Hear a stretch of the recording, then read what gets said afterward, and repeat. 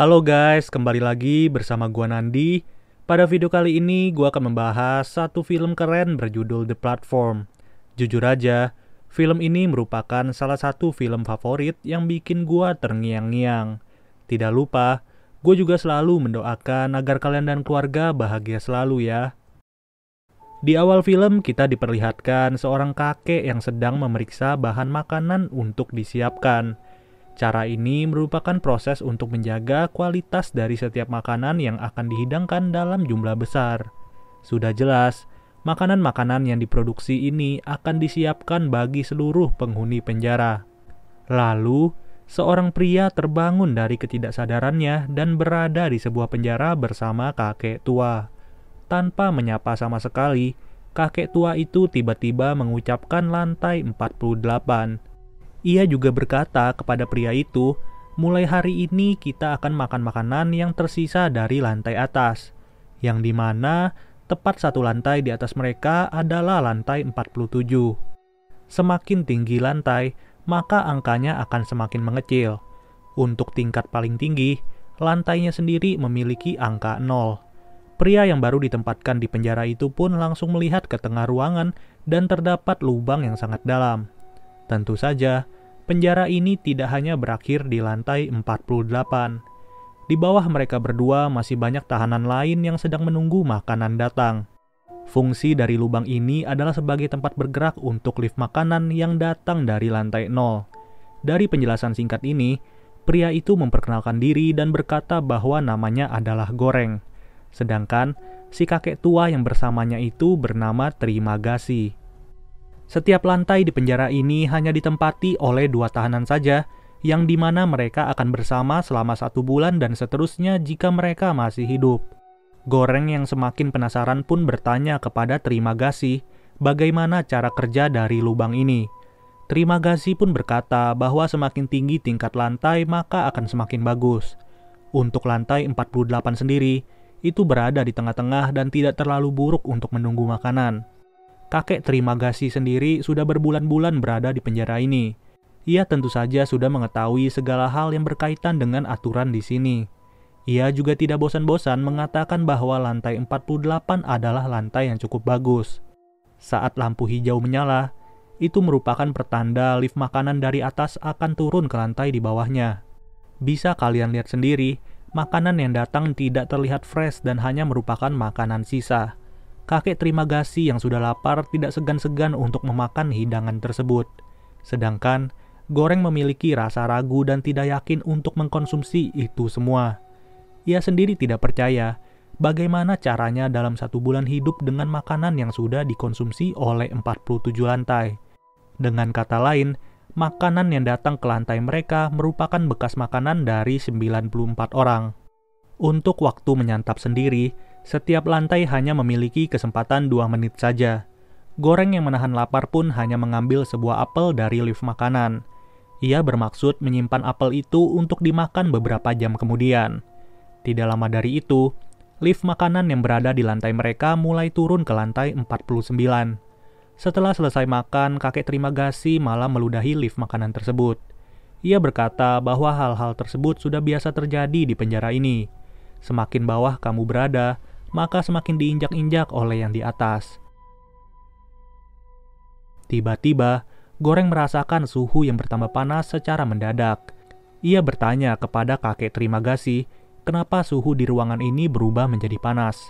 Secara santai, kakek itu menjelaskan bahwa suhu akan berubah menjadi panas atau dingin apabila tahanan menyimpan makanan yang berasal dari lift makanan. Satu-satunya cara untuk membuat suhu menjadi normal adalah dengan membuang makanan itu kembali ke lift makanan.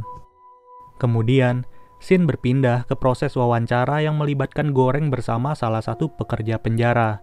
Dalam perbincangan itu, Goreng dipersilahkan untuk membawa satu benda apapun itu yang akan menemaninya selama di penjara. Dari sekian banyak benda yang bisa ia bawa, Goreng hanya memilih sebuah buku untuk ia baca. Goreng sendiri bisa berada di penjara ini bukanlah karena pembuatan jahat, melainkan ia sengaja masuk ke penjara ini selama 6 bulan untuk mendapatkan gelar diploma terakreditasi. Lalu, Kakek Trimagasi juga berkata bahwa ia berada di sini karena melempar TV dari atas apartemen dan mengenai seorang pesepeda sampai tewas. Tidak lama kemudian, lampu di ruangan penjara itu berubah menjadi merah, yang berarti lift makanan akan kembali ke lantai 0 dengan cepat. Hari demi hari, Goreng sengaja menahan nafsunya untuk tidak memakan makanan sisa. Ia hanya melihat kakek Trimagasi menyantap makanan-makanan itu secara lahap. Setelah itu, Goreng bertanya kepada kakek Trimagasi ada berapa banyak lantai di dalam penjara ini.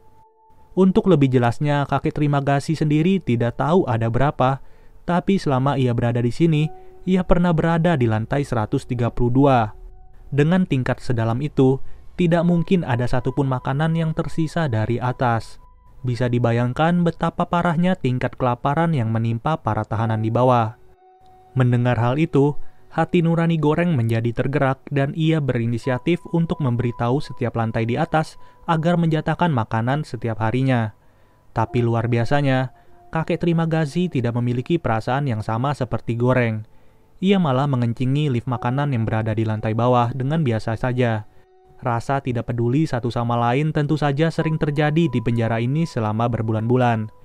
Kakek Trimagasi sengaja melakukan hal tersebut karena ia pernah merasakan saat berada di lantai bawah. Hal ini akan menjadi rantai yang tidak akan putus dan berlaku seterusnya. Hebatnya lagi, kakek tua itu sengaja memilih sebuah pisau untuk dibawa ke dalam penjara. Goreng yang terus menahan laparnya makin lama makin tidak tahan dan mulai membiasakan diri untuk makan makanan sisa. Setelah selesai makan, Goreng juga menghabiskan waktunya dengan membaca buku.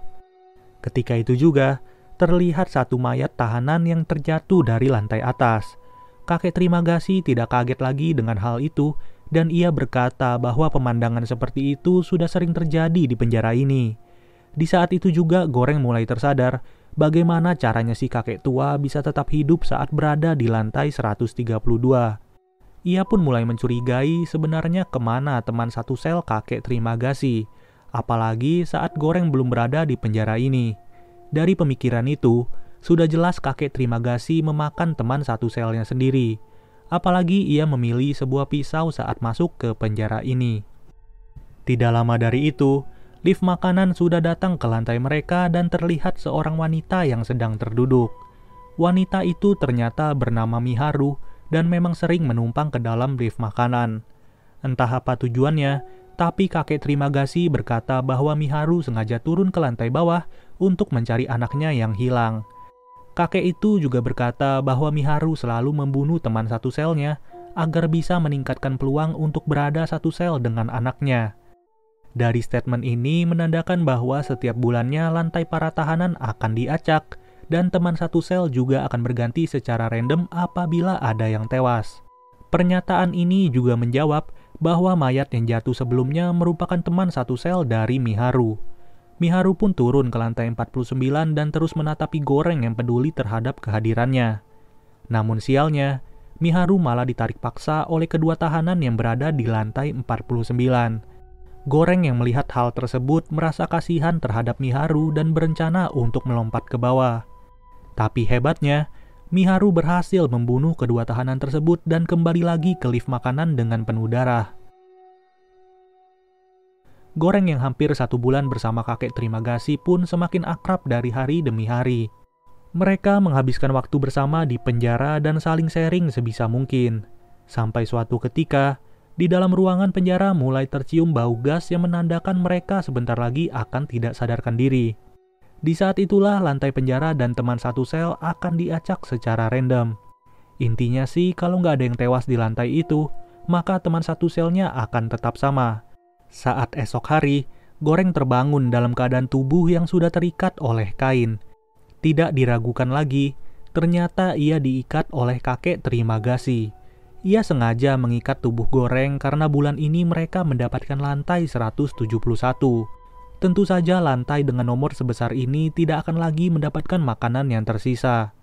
Kakek Trimagasi mengakui bahwa ia tidak akan sanggup untuk hidup 1 bulan tanpa memakan apapun.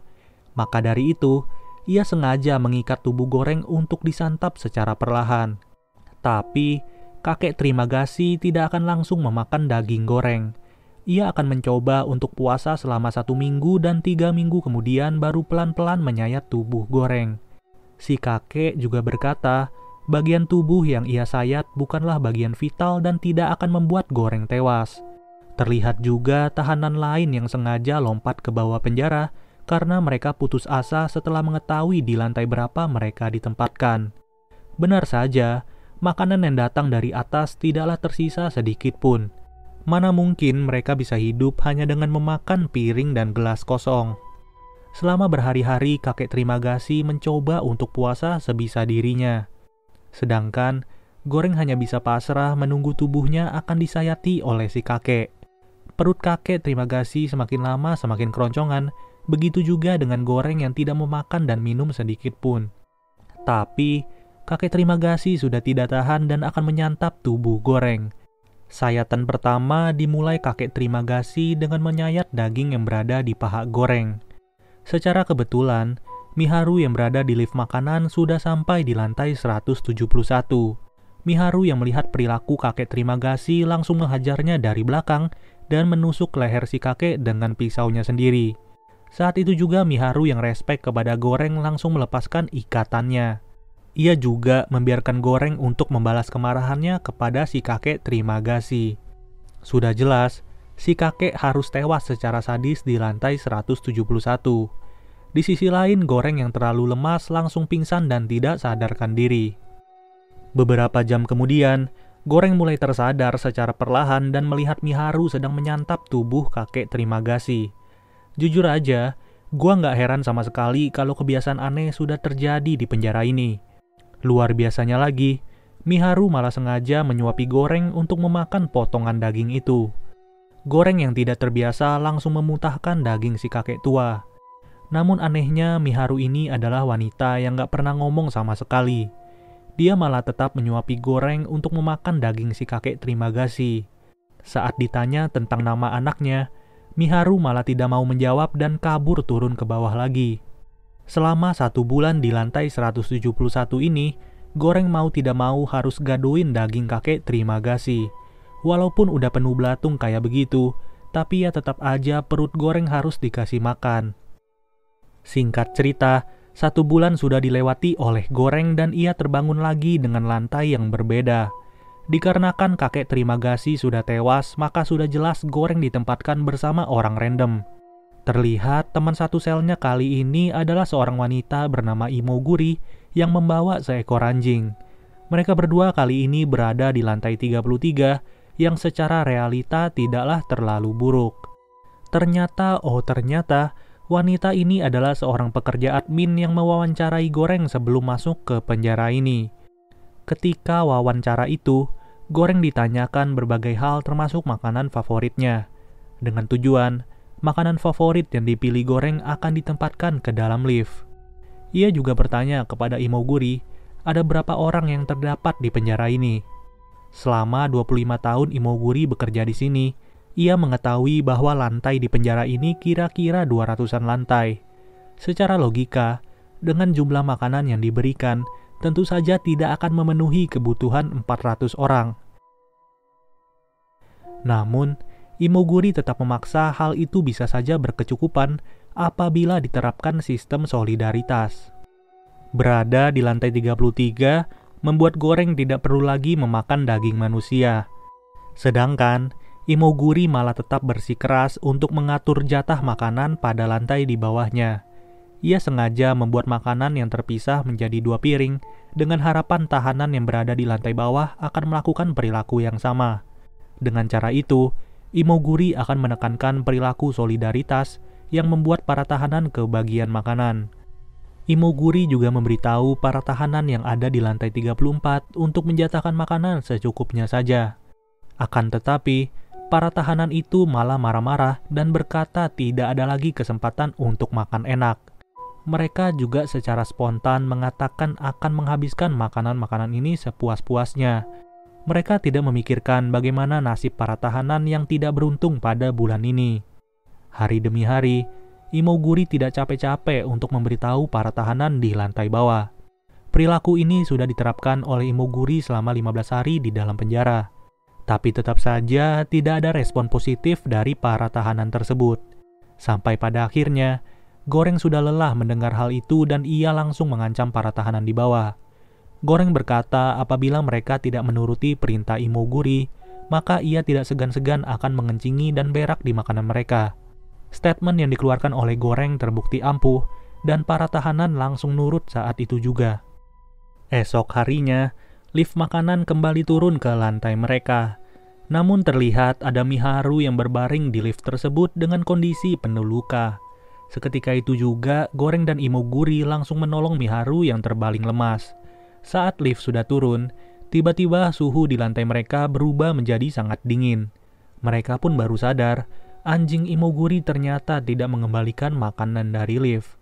Saat itu juga Goreng langsung merebutnya dan suhu kembali normal. Beberapa jam kemudian, Goreng terbangun dari tidurnya dan melihat Miharu sudah bertengkar dengan Imoguri. Hal tersebut terjadi karena Miharu sudah memakan anjing kesayangan Imoguri secara hidup-hidup.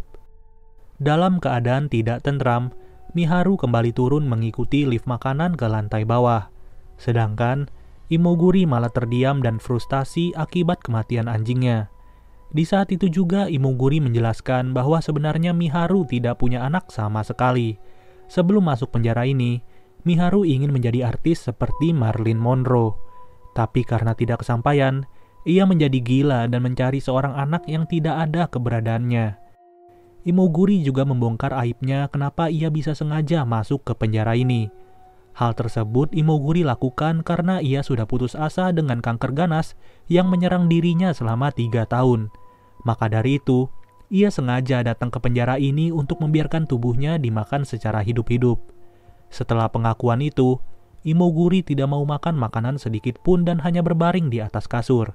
Padahal, hari ini adalah hari terakhir mereka berdua berada di lantai 33. Saat hari esok sudah tiba, Goreng kembali terbangun dan kini berada di lantai 202. Ia terkejut setelah melihat Imoguri yang sengaja menggantung dirinya. Goreng seketika itu juga menjadi frustasi dan dibayang-bayangi oleh arwah kakek Trimagasi dan juga Imoguri. Ia dirayu oleh mereka berdua untuk mengkonsumsi daging Imoguri. Apalagi setelah mengetahui bulan ini Goreng ditempatkan di lantai 202 yang tentu saja tidaklah beruntung. Makanan yang datang dari atas juga terlihat tidak tersisa sedikit pun, dan hal itu tidak membuat seorang Goreng terkejut. Ia sengaja mengambil pecahan kaca untuk menghitung berapa kali lift makanan itu berhenti sampai kembali ke lantai 0. Dengan tujuan, ia ingin mengetahui sebenarnya ada berapa lantai di dalam penjara ini. Karena jujur saja, tidak ada satupun orang yang bisa menebak jumlah lantai penjara ini secara pasti. Saking tidak ingin memakan daging Imoguri, Goreng malahan sengaja hanya mengkonsumsi robekan kertas dari buku yang ia bawa. Tapi karena kehadiran kakek Trimagasi yang selalu merusak pikirannya, Goreng mau tidak mau harus menyayat daging Imoguri selama 1 bulan. Bulan berikutnya, Goreng kembali terbangun dari tidurnya dan ditempatkan di lantai 6. Selama ia berada di penjara ini, tentu saja ini adalah lantai yang paling bagus. Di lantai 6 ini, Goreng ternyata ditemani oleh seorang pria bernama Baharat. Baharat adalah seorang pria agamis yang selalu optimis untuk kabur dari penjara ini. Baharat juga memilih untuk membawa tali agar ia bisa memanjat ke lantai atas. Ia merayu kedua tahanan yang berada di lantai 5 untuk membantunya naik ke lantai itu. Setelah selesai merayu, Baharat senang karena ia akan ditolong untuk naik ke lantai 5.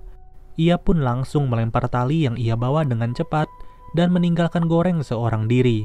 Dengan penuh semangatnya, Baharat naik melalui tali tersebut. Namun tiba-tiba, Baharat diberhentikan di tengah-tengah dan sialnya wajahnya malah diberakin sama si tahanan cewek. Pas nonton nih film, gua gak ngerti lagi mau ketawa apa kasihan. Saat itu juga Baharat langsung mencuci wajahnya dengan air keran sambil marah-marah. Tidak lama kemudian, lift makanan sudah datang di lantai 6. Dari sini terlihat kondisi makanan yang masih rapi dan tentu saja banyak pilihannya. Tapi, para tahanan yang berada di lantai 7 malah memakan makanan itu secara rakus. Kalau hal seperti ini tidak ada habisnya, bagaimana mungkin solidaritas bisa dibangun? Bulan ini juga menjadi bulan terakhir bagi Goreng berada di penjara. Dengan berada di lantai 6, bisa dibilang Goreng tinggal duduk manis dan mengkonsumsi setiap makanan yang datang secara tenang. Namun hebatnya, Goreng tidak mau menjadi orang seperti itu. Ia sengaja meminta tolong kepada Baharat agar membantunya turun ke lantai bawah. Ia mengajak Baharat untuk berdiam diri di lift makanan itu dan membagikan makanan secara adil di setiap lantainya. Pada awalnya, Baharat bingung dengan rencana yang disampaikan oleh Goreng. Sudah enak-enak berada di lantai 6, tapi kenapa malah mau turun ke lantai bawah dan mempertaruhkan nyawa? Goreng juga mengatakan bahwa jika rencana ini berhasil, maka ia akan membuat sistem di penjara ini lebih baik daripada sebelumnya. Ia juga sudah mengetahui bahwa jumlah lantai di penjara ini kurang lebih 250 lantai. Goreng bisa berkata seperti itu karena ia sudah menghitung setiap menit ketika lift makanan bergerak. Celakanya, apabila perhitungan Goreng salah, tentu saja akan membuat malapetaka bagi mereka.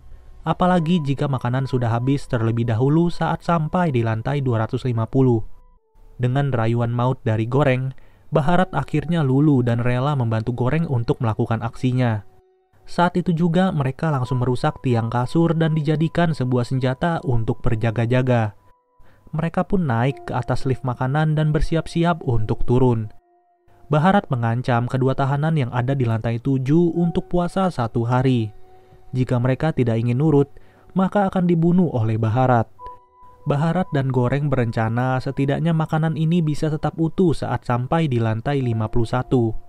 Setiap menuruni lantai, Goreng dan Baharat melakukan perilaku yang sama ketika mereka melewati lantai tersebut. Sampai pada akhirnya, Baharat tiba di sebuah lantai yang ditempati oleh pria bijak. Pria bernama Brambang ini bukanlah ayah dari Baharat. Bapak itu juga memberitahu bahwa mereka harus membawa sebuah pesan saat sampai di lantai 0. Dengan harapan ada beberapa pekerja yang mempunyai hati nurani. Untuk memberikan pesan tersebut, mereka harus menggunakan sebuah simbol yang diwakilkan dengan satu makanan. Satu hidangan yang tentu saja tampak lezat dan menggugah selera yang harus mereka pilih. Hidangan yang mereka pilih itu harus sampai ke lantai 0 dalam keadaan utuh dan tidak tersentuh sedikit pun. Dengan kondisi makanan seperti itulah, maka pesan akan tersampaikan kepada penjaga yang berada di lantai 0. Makanan yang terjaga itu menandakan bahwa para tahanan sudah bisa saling berbagi dan menjaga makanan secara cukup satu sama lain. Diharapkan dengan pesan tersebut, pengelola penjara menjadi sadar dan merubah sistem yang gila ini. Seketika itu juga, Baharat dan Goreng bersiap diri untuk menjaga makanan yang mereka pilih. Kebetulan makanan yang mereka pilih adalah sebuah panah kota. Sekali lagi, jika tidak ada yang nurut dengan perintah mereka, maka akan dihabisi saat itu juga. Lantai demi lantai sampai pada akhirnya mereka tiba di lantai 51. Mulai lantai 51 ini mereka membagikan makanan secara adil satu sama lain. Sejauh ini semua rencana mereka berjalan lancar dan tidak terhambat sedikit pun. Saat mereka turun di lantai 100-an, seluruh tahanan terlihat sudah tewas dan dibunuh entah oleh siapa. Lift makanan yang mereka pijaki tidak akan berhenti secara otomatis apabila tidak ada yang hidup di lantai tersebut. Saat melewati beberapa lantai di bawahnya, terlihat Miharu yang sedang dibunuh oleh seorang pria. Ketika itu juga terjadi perkelahian hebat antara kedua tahanan melawan Goreng dan Baharat. Sialnya bagian perut Baharat terluka cukup dalam dan parah pada saat itu. Goreng pun dihajar abis-abisan oleh pria besar di lantai itu. Untung saja, Baharat berhasil melawan dan menyelamatkan Goreng yang hampir tewas. Sedihnya lagi, Miharu yang berada di lantai itu sudah tewas setelah dibunuh. Setelah itu, mereka berdua pun kembali ke lift makanan dan turun dalam keadaan penuh luka. Banyak sekali lantai yang sudah mereka lewati di penjara itu. Lantai 250 yang diperkirakan oleh Goreng ternyata bukanlah lantai dasar. Itu berarti masih banyak lantai yang berada di bawah dan tidak tahu ada berapa jumlahnya. Semakin dalam lantai, semakin parah juga kondisi para tahanan. Untung saja makanan yang mereka jaga sampai sekarang masih utuh dan tidak tersentuh. Pada akhirnya, lift makanan itu tiba-tiba berhenti di lantai 333. Mereka bingung kenapa lift makanan berhenti padahal tidak terlihat orang sedikit pun. Nggak taunya, Di bawah kolong kasur tersebut terdapat seorang manusia yang tidak jelas itu siapa. Saat mereka mendekati orang tersebut, lift makanan malah turun ke bawah dan meninggalkan mereka. Namun anehnya makanan yang dibawa oleh Bharat tidak membuat suhu di lantai itu berubah. Ternyata, di lantai tersebut terdapat seorang anak perempuan yang masih hidup dan bersembunyi. Sudah jelas ini adalah anak dari Miharu yang selama ini ia cari-cari. Bahkan, seorang imoguri yang sudah bekerja selama 25 tahun pun tidak bisa menebak kehadiran anak ini. Goreng dan Bharat pun bimbang bagaimana mereka bisa membantu anak ini yang kelaparan, sedangkan mereka hanya punya makanan yang harus dijaga sampai lantai 0. Ujung-ujungnya makanan itu diberikan kepada si gadis kecil yang kelaparan ini. Mereka sengaja mengorbankan harapan mereka demi kehidupan anak tersebut. Beberapa jam kemudian, Goreng terbangun dari ketidaksadarannya. Ia pun dibayang-bayangi oleh arwah Trimagasi, Imoguri, Miharu, dan Bharat, yang mengatakan bahwa anak itu adalah pesannya. Ya, tentu saja arwah Bharat sudah gentayangan karena ia ternyata meninggal kehabisan darah di lantai 333 beberapa jam setelah kejadian tadi. Saat itu juga, satu-satunya anak dari Miharu langsung dibawa ke lift makanan yang turun ke lantai paling bawah. Saat sampai di bawah, lagi-lagi Goreng dibisikin sama kakek Trimagasi yang berkata bahwa pesan itu tidak butuh pengantar untuk sampai ke atas, yang berarti anak Miharu bisa kembali ke lantai 0 dan tidak harus ditemani oleh seorang Goreng. Ketika itu juga lift makanan kembali ke atas dengan kencang sambil membawa anak dari Miharu. Anak itu diharapkan dapat menjadi pesan yang menandakan bahwa mereka semua tidak layak diperlakukan seperti itu lagi, karena rasa kemanusiaan mereka masih ada di dalam penjara ini. Pada intinya film ini keren banget dan gue menangkap banyak makna dari film ini. Film ini menggambarkan bagaimana kondisi kehidupan yang sesungguhnya dengan menjelaskan kesenjangan sosial. Yang biasanya kehidupan itu terdiri dari orang-orang kaya dan juga orang-orang miskin. Semakin tinggi orang berada di tingkat tersebut, maka semakin rakus mereka untuk menghabiskan. Sedangkan semakin bawah tingkat lantai di penjara itu mengartikan orang yang berada di tingkat kemiskinan. Maka semakin sengsara pula kehidupan mereka. Tujuan film ini dibuat dengan maksud menyindir kondisi kehidupan manusia sekarang yang tidak ingin berbagi dan cenderung serakah. Penjara juga melambangkan sebuah sistem dari kehidupan manusia-manusia itu. Imoguri bisa diartikan sebagai seorang pejabat yang merasa paham dengan masalah di tengah masyarakat. Tetapi nyatanya, mereka cuma tahu soal teori dan praktiknya nol besar. Bahkan menebak jumlah lantai di penjara ini saja ia masih salah. Bagaimana ia mau mengerti kondisi dari masyarakatnya? Untuk kakek Trimagasi sendiri, itu mengartikan bahwa ia adalah sosok yang penting bagi Goreng karena telah memberitahu banyak informasi. Maka dari itu Goreng harus berterima kasih kepada si kakek yang membuat dirinya tahu harus mengambil keputusan. Sesuai namanya, Trimagasi diambil dari bahasa terima kasih. Untuk Bharat itu diambil dari bahasa Timur Tengah yang berarti rempah-rempah. Sedangkan Brambang diambil dari bahasa Jawa yang berarti bawang. Mereka berdua menggambarkan sosok yang cukup bijak dan berusaha mewujudkan kesetaraan antar manusia. Jadi, mereka adalah simbol harapan di tengah kesenjangan sosial masyarakat. Lalu, seorang Goreng digambarkan sebagai orang yang berani bertindak dan melawan dari sistem yang tidak beres. Ia berani mengorbankan berbagai hal demi tercapainya kesejahteraan dan perubahan.